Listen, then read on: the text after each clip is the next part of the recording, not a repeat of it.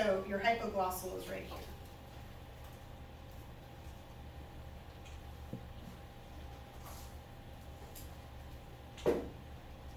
What number is that? Number 70.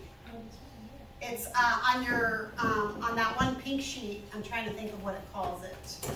Oh, I see.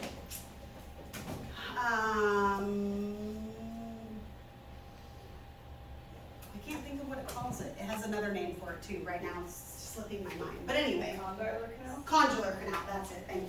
Condylar canal. Because it is located on part of the occipital condyle, hence condylar canal. Okay, but anyways, it's right there. Thank you, Maggie. You're welcome. See, all the things that I don't even I knew realize that, I'm prepared for, and it's right there anyway. Yes, so it is the hypoglossal canal, otherwise known as the condylar canal, and this provides motor to the tongue, and it will supply the submandibular and sublingual gland, which we haven't talked about glands, but essentially those are going to be the glands that are located in this area here below the tongue.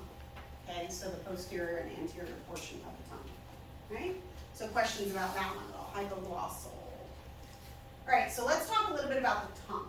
Okay, so I like this diagram because it actually goes through and shows you nerve supply relative to the anterior 2/3 and posterior 2/3 as it relates to motor, sensory, and taste. Now, if you like it this way better, then you can look at that. Okay, but if you like looking at it on a diagram because that helps you to visualize it better, I think this is a really nice diagram that helps you really understand and grasp the concept. Okay.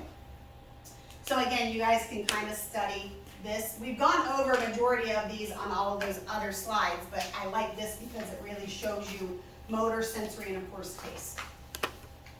Okay, so questions about that at all? So that's going to be on the test. There's actually going to be matching on your final exam, and it's going to say, you know, what provides motor to anterior 2/3 of the tongue. And you're going to have to give the name or number of the nerve. Yes, ma'am. So like the right side of it is like just showing the places where? Yes, it's split in half, but remember, it's bilateral.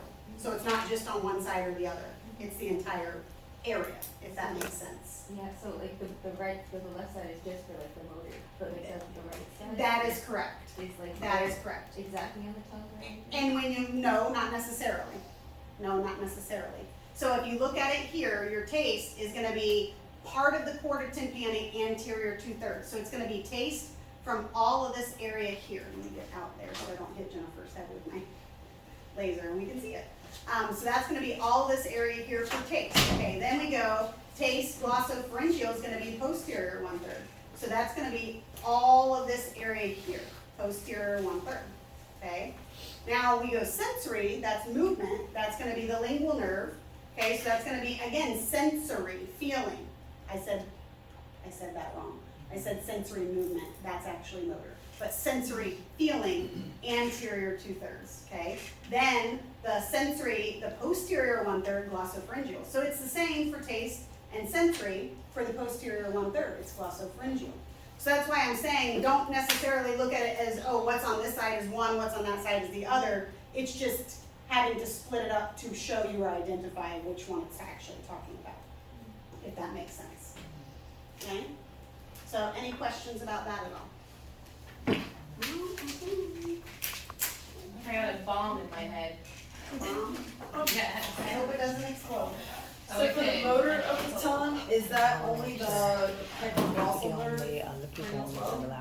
Motor of the tongue, is it only, are you asking if the hypoglossal only does motor or does it do other things? No, I'm saying like the main motor of the tongue is from the hypoglossal nerve. It's the anterior 2/3, not the entire, yeah. Yeah, oh, and posterior, no, it is posterior 1/3 too, isn't it? So it's not. For the motor, it is just cranial nerve.